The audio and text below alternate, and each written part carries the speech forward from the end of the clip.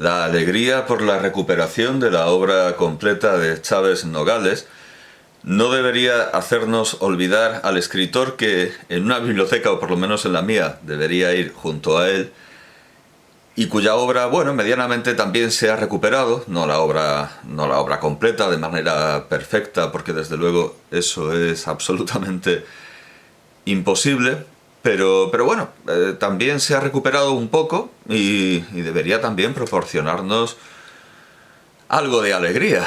Este autor es Arturo Barea Ogazón, con quien, por cierto, según leo en Wikipedia, bromeaba la prensa franquista, o no eran tales bromas, seguramente lo pensaban en serio. Decían que era un inglés, bueno, no sé si esto seguirá estando, porque como esto cambia, que era sí, aquí está. Como relata William Chislett en su artículo publicado en El País en 2012, bueno, resumen el artículo, lo resumen con alguna cita textual, pero bueno, dicen: el franquismo hizo todo lo posible por desacreditarlo en 1951. Las autoridades culturales, que no sé muy bien lo que será eso, las fuerzas vivas, yo que sé, el boticario, el cura Las autoridades culturales de Madrid se quejaron de que un periodista había escrito que era un periodista español, y en 1956 se le bautizó como el inglés Arturo Beria, aludiendo al político ruso Beria, con el que, por lo demás, Barea nada tuvo que ver. Estuvo en España, Beria, y de la sabiduría que aportó acerca de los juicios de Moscú, surgió la excelente idea de juzgar a Jesucristo y fusilarlo en el Cerro de los Ángeles. Pero no eran familia. Barea y Beria no eran, y Laurenti y Beria no eran, no tenían nada que ver. Barea nació en Badajoz. Arturo Barea Ogazón nació en Badajoz. Es cierto que si por muchísimas circunstancias, incluyendo el exilio en Inglaterra, deberían estar juntos estos dos autores, y también por ser figuras públicas, periodistas, por haber hecho ficción sobre la realidad, por haber hecho análisis, por ser castizos, por una infinidad de razones, sí que hay que reconocer que los análisis de Chávez Nogales son mucho mejores que los análisis de Arturo Barea Ogazón. Prueba de ello puede ser un fragmento que he seleccionado y que leeré, de La raíz rota, publicado en la Biblioteca de la República, del diario Público, un diario muy, muy rojo. Se nos dice: en el Madrid de 1949 ocurre la historia de Antolín Moreno, un trasunto del propio Barea. Bueno, hasta cierto punto. Desde luego en lo gastronómico sí, que vuelve del exilio para reencontrarse con su familia, pero lo que más gusto le da es reencontrarse con una caña, con una cerveza tirada con espuma en la Puerta del Sol, con lo gastronómico, con la carcasa de una gamba. Ese es el reencuentro que le resulta placentero a Barea, y desde luego lo gastronómico está presente en toda su obra, el entusiasmo hispano por nuestra gastronomía. Reencontrarse con su familia sometida por la represión y la miseria de la posguerra. Obra sobre el desarraigo y el exilio. La raíz rota fue la última novela que escribió Arturo Barea. Se publicó primero en Estados Unidos, 1951, y luego en Argentina, 1955. Bueno, pues es un Madrid imaginado, con mucho resentimiento y con bastante imaginación. Parece un Madrid pintado por Almodóvar, en el que hay tráfico de drogas, la familia vive de vender cocaína con la connivencia de un capitán, y hay espiritismo, lo que nos llevaría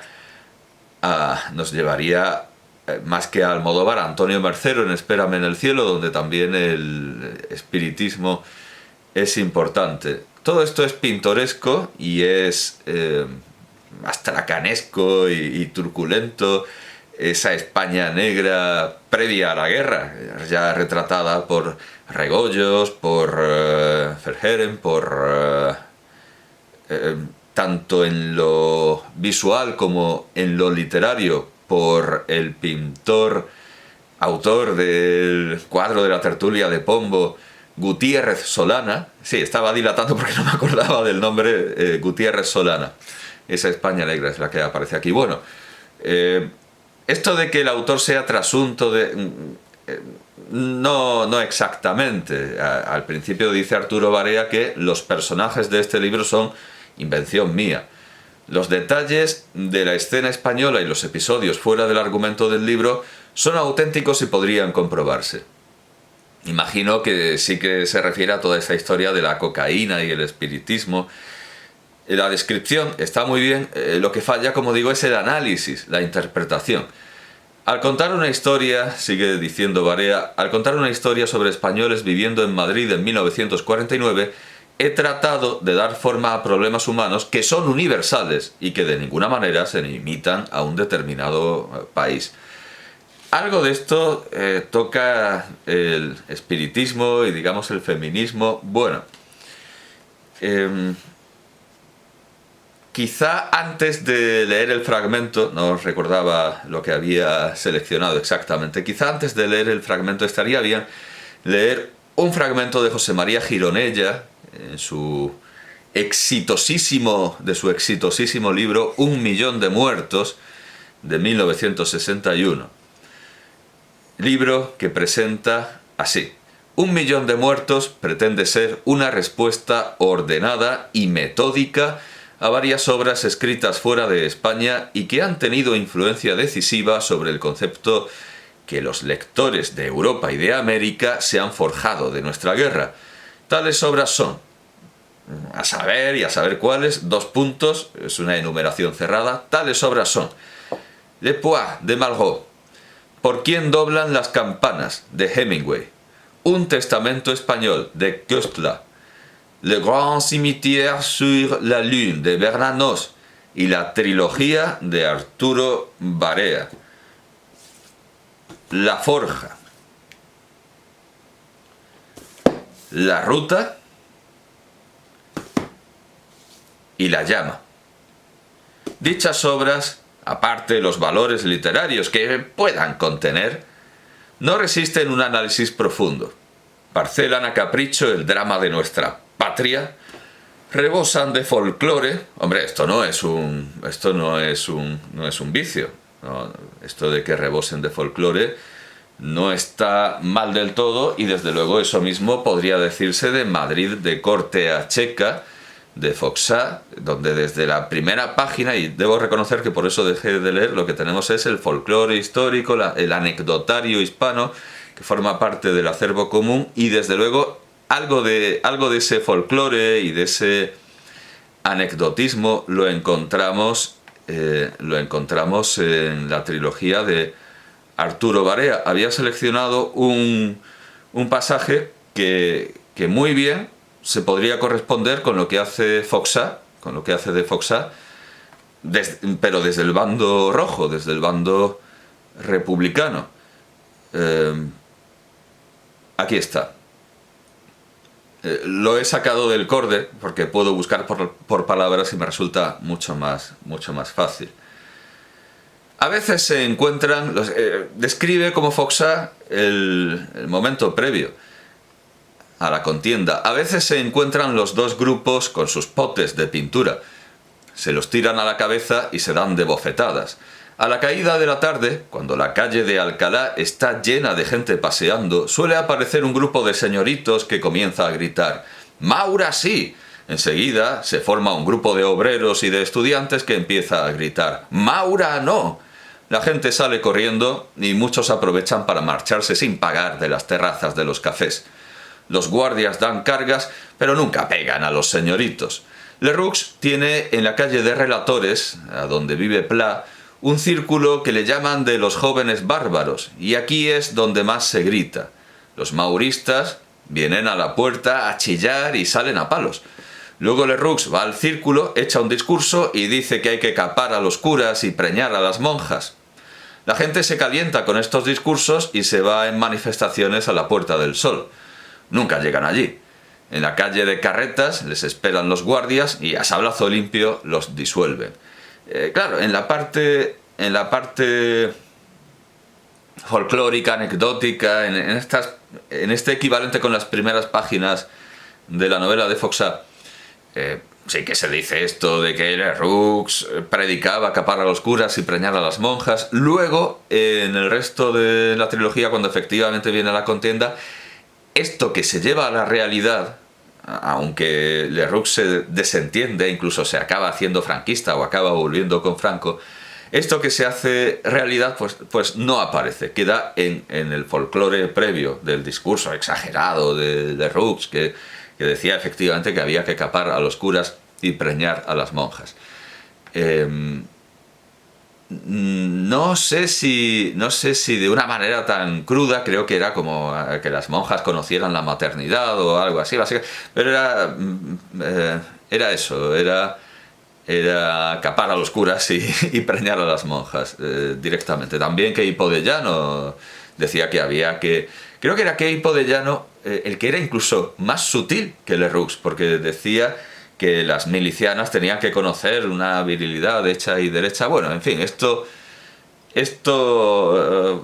lo compartieron ambos bandos, e incluso algunos políticos compartieron ambos bandos, como Lerroux, que como digo volvió con Franco. Bueno, sigue Gironella, parcelan a capricho el drama de nuestra patria, rebosan de folclore, ya lo hemos visto, sí, y en el momento de enfrentarse resueltamente con el tema, con su magnitud, esconden el rabo. Esto podría decirse a propósito de lo de preñar a las monjas y capar a los curas, pero yo no diría, y ahora lo vamos a ver, yo no diría que la obra de Arturo Barea esconda el rabo. A menudo pecan de injustas, sigue diciendo Gironella, de arbitrarias y producen en el lector enterado una notoria sensación de incomodidad. Bien, pues a lo mejor en el lector enterado de hoy día, en el lector progresista, hay cosas que producen una notoria sensación de incomodidad, como dice Gironella, pero no por las causas políticas que seguramente el lector enterado esperaba. Voy a leer este fragmento que había escogido. El padre, naturalmente, la había mimado mucho entonces, y la madre se enrabietaba con los mimos.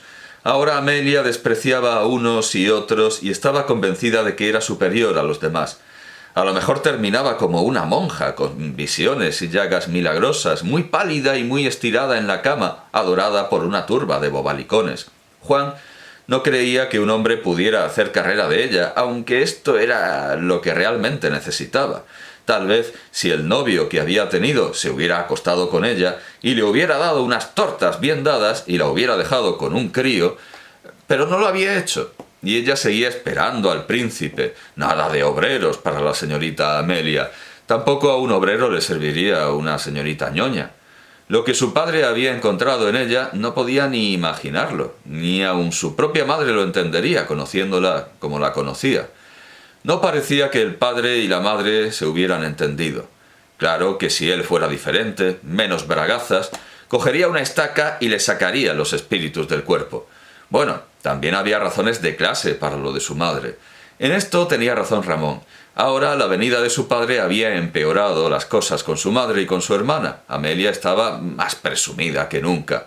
Seguramente soñaba con devolver al padre al seno de la Santa Madre Iglesia, junto con todas sus libras, y así ganarse una vida cómoda aquí y la gloria eterna por añadidura.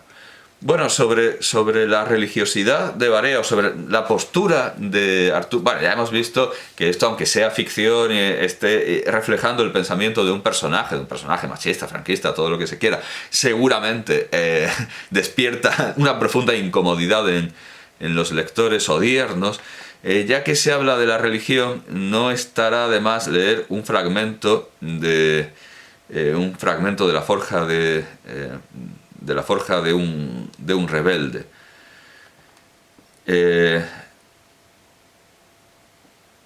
Se vuelve a mí y se echa a reír. Le estoy pervirtiendo al angelito. Si me oyera tu tía nos pegábamos. Pero mira, Por mucho que te digan tu tía y todos los curas de alrededor, Dios no existe más que en el cepillo de las iglesias. Pero bueno, ya lo verás, porque no podrás desmentir la sangre. Tu padre fue uno de los sargentos de Villacampa y no le fusilaron por milagro. Y yo una vez eché escaleras abajo a un cura que se empeñaba en rematar al único tío que te quedaba. Cuando tu madre se quedó viuda, lo único que Dios hizo por ella fue dejarla en un hotel con 2 duros en el bolsillo y tu padre fiambre en la cama. Después se conoce que le dio lástima y la convirtió en criada y en lavandera. Le proporcionó una guardilla y unos curas y unas monjas que les dieran sopa a tus hermanos. Y todavía hay que dar gracias a Dios. Cuando hablaba tan seria, dice Barea, porque ya no es un personaje ficticio como en La raíz rota, cuando habla tan seria, he dicho hablaba, cuando habla tan seria, la abuela me da tristeza. Yo quiero creer en Dios y en la Virgen, pero las cosas que dice son verdad. Si Dios todo lo puede, ha podido tratarnos mejor, porque mi madre es muy buena. Verdaderamente que a mi abuela debía haberla tratado peor, porque siempre está renegando. Sin embargo, es rica y no le falta nada. La abuela se ha callado y cambia la conversación. Tú a lo que has venido aquí es a divertirte y no a oír sermones. Pero no olvides nunca que los curas son unos sinvergüenzas. Bueno, pues el típico argumento ateísta o disteísta de la infelicidad e infortunio de los justos frente a la prosperidad de quienes reniegan y maldicen de Dios. Bueno, viendo la experiencia personal de Barea, sigo. Junto con todas sus libras y así ganarse una vida cómoda aquí y la gloria eterna por añadidura. Su madre, durante las 3 últimas noches, había estado regruñendo y hablando sola. Esto había comenzado desde el día en que fue a ver al padre y algo de lo que había rumiado no había escapado a sus oídos. Quería saber a través de los espíritus qué era lo que iba a hacer con ella aquel hombre que ni se había dignado venir a verlos en casa. Parecía que madre tuviera miedo de que se interpusiera entre ella y sus amigos fantasmas. Ramón había ayudado a Juan a entender las razones detrás de la manía de su madre, que había empezado en la época en que de pronto se había aviejado, como si hubiera terminado de ser mujer. Estas razones formaban parte de un proceso lógico. El desarrollo del espiritismo en la España de Franco, entre la clase media hambrienta y la aún más pobre clase obrera, constituía un síntoma y un factor real de desintegración del poder de la Iglesia. Esto era Ramón en su mejor momento como pensador y Juan se sentía orgulloso de poder reproducir en su mente el diagnóstico.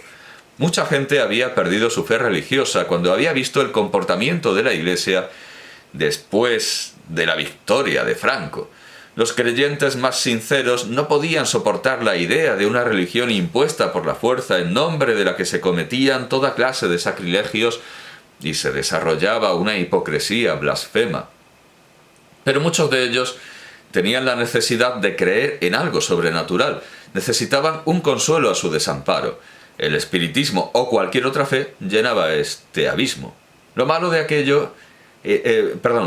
ello era que el espiritismo, igual que la Iglesia, entontecía al proletariado e impedía ver la realidad revolucionaria. Les hacía creer en fuerzas sobrenaturales en lugar de tener fe en su propia fuerza.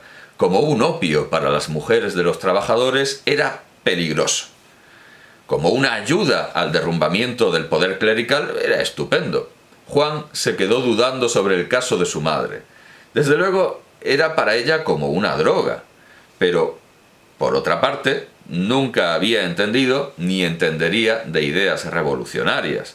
Ni tampoco había tenido ninguna inclinación a la beatería. No, esto era una manera equivocada, personal de ver la cosa.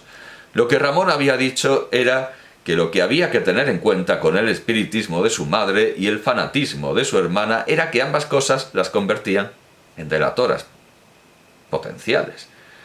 Los fanáticos religiosos cuentan todo a su confesor. Los espiritistas todo lo cuentan en el círculo de iniciados, es decir, en el círculo de comadres de ambos sexos. Ramón insistía, y con razón, en que su madre y su hermana eran mucho más peligrosas para su trabajo como un miembro del movimiento ilegal que su hermano falangista. Y le repetía que nunca debía dejarles conocer el más mínimo detalle de su labor. Bueno, el análisis en esta especie de debate de los hermanos Karamazov, pues evidentemente es plenamente errado sobre... o sea, bien, describe el espiritismo, describe la mentalidad de los espiritistas, pero el análisis sociológico de España a propósito del espiritismo no puede ser más errado. En esto desde luego acierta siempre mucho más Chávez Nogales cuando se lleva las manos a la cabeza con esta afirmación de hazaña de que España ha dejado de ser católica, y Chávez Nogales ve que es absolutamente imposible deshacerse del catolicismo en España, que el catolicismo va a perdurar y perdura en la forma atenuada que sea, pero desde luego España no ha dejado de ser católica ni puede dejar de ser católica. Aquí Arturo Barea dice, no, es que lo clerical, bueno, su personaje al estilo de los hermanos Karamazov, sí, pero vamos, el análisis es un disparate, ¿no? Es que la Iglesia está perdiendo poder. No tiene nada que ver. Esto lo vemos además en Bulgakov, que tiene precisamente un cuento que se llama Una sesión de espiritismo, que da título a esta colección en Circe. Lo vemos en Bulgakov, en la Rusia soviética. Bueno, si con algo coincide desde luego este análisis de Barea, es con lo que ocurre en la Rusia soviética, que efectivamente la Iglesia está en horas muy bajas, la gente tiene que creer en algo, el espiritismo tiene un auge y se considera contrarrevolucionario. En el cuento aparece desde luego la sesión espiritista aparece como un conciliábulo de reaccionarios y que al final reciben la visita de la policía. Pero no todo el mundo es la Unión Soviética. Además, bueno, de acuerdo, sí, que en la Unión Soviética tenga auge exactamente por lo que ha dicho Barea. Pero si nos vamos al libro de Carmen Escudero, Nueva aproximación a la dramaturgia, de Jardiel Poncela, nos cuenta esto sobre el plano astral de Jardiel Poncela. El plano astral, la única novela de las suyas en la que no aflora su típico humor. Por otra parte, parece que también se constituyeron en constante de una época en la que los mediums estaban de moda en determinados círculos sociales. Otros ejemplos, es que es una moda, y es una moda internacional. Otros ejemplos teatrales, dice, próximos en el tiempo, son Un espíritu burlón, de Noel Coward, en el Teatro Exterior, y El caso de la mujer asesinadita, de Miura y Álvaro de la Iglesia, en El Nuestro. En esta última comedia, los autores presentan una sesión espiritista y un matrimonio de espíritus premonitorios que nos recuerdan a los de Angelina. O sea, claro, Coward lo que está reflejando es la desintegración de la Iglesia Católica en Estados Unidos. Evidentemente no, el espiritismo es una moda, y si avanzamos en el tiempo, tenemos en Libertarias, tanto la película como la novela de Rabinat, tenemos a una anarquista espiritista. Se presenta como algo que no es enteramente contradictorio, porque ella ve el espiritismo como una superación de la jerarquía de la Iglesia Católica en el control o en el tratamiento de lo espiritual. Así que, desde luego, el análisis de la realidad está bien reflejada, está bien analizada de manera miope para lo que atañe a la narración, pero los grandes rasgos y el análisis sociológico, desde luego, no es ni correcto ni acertado. Bueno, todo esto vale para decir que ve mucho mejor, que sabe ver mucho mejor Chávez Nogales, pero no hemos venido aquí para enterrar a Arturo Barea, sino para defenderlo. Bueno, a propósito de su comparación, de esta comparación con Chávez Nogales, a propósito de los cuentos que reflejan la barbarie de la guerra, tengo aquí los cuentos completos en edición e introducción de Nigel Townsend, publicado finalmente en De Bolsillo. Es la edición más económica en De Bolsillo, pero antes se publicó seguramente en... bueno, se publicó bueno, la fotografía de portada es de 1936. A todo esto estoy buscando derechos de Arturo Barea, derechos de Jesús Cuéllar por la traducción de los cuentos La Almenara, El Callejón de Cristo, Cleptomanía, una comida nostálgica que desde luego no es la única obra en la que aflora esta nostalgia por la gastronomía madrileña, por la gastronomía española. Aquí hemos visto que también, pero bueno, esta comida nostálgica es un canto, una oda a la gastronomía española. Bueno, ¿qué contiene esto? ¿Qué contiene esto? Cuentos misceláneos. La medalla, la almenara, la plancha, muchos de estos están traducidos del inglés por Jesús Cuéllar. Curro y la Triana, una paella en Marruecos. Teresa, el Callejón de Cristo. Una paella en Marruecos también revela esta veneración por la gastronomía española. Teresa, el Callejón de Cristo, un español en Hertfordshire. Cleptomanía, una comida... Otra vez, lo gastronómico, cierto, una comida nostálgica, variaciones sobre un mismo tema, Bajo la piel 2, variaciones sobre un mismo tema, Bajo la piel 3, y 4 historias sin título. Luego tenemos Valor y Miedo, que se podría corresponder con estas narraciones trágicas de la guerra por Chávez Nogales, pero el propio Azaña también relata en La velada en Benicarló, también relata, en fin, también cuenta historias truculentas, de pasada, en esa especie de diálogo ciceroniano, en esa especie de diálogo al estilo platónico.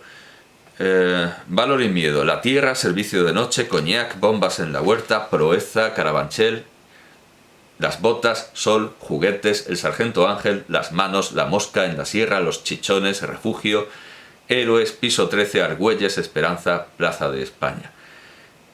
Supongo que podría leer muy brevemente, quizá en la sierra. Bueno, había marcado el cono simplemente para ver hasta qué punto hemos podido perder con la traducción, porque el cono se nos dice que fue publicado como The Man in the Wine Cone, o sea, hemos perdido bastante, en Lilliput, Gran Bretaña, febrero de 1943, y en Selvsing, Suecia, quinto año, 4 de marzo de 1965, emitido por la radio de la BBC, 2 a 3 de agosto de 1945. La BBC, desde luego, era otra cosa en otro tiempo. Uno podía escuchar a Antonio Barea, podía escuchar a Beckett, podría escuchar a Yeats. Bueno, lo había marcado simplemente para hacer notar lo de la traducción. El libro El centro de la pista contiene el testamento, Madrid entre ayer y hoy, física aplicada, las tijeras, el huerto, Mr. One, la lección, el cono, a la deriva, París 1938, las islas mágicas, bajo la piel, agua bajo el puente, la rifa y el centro de la pista. Había pensado en que quizá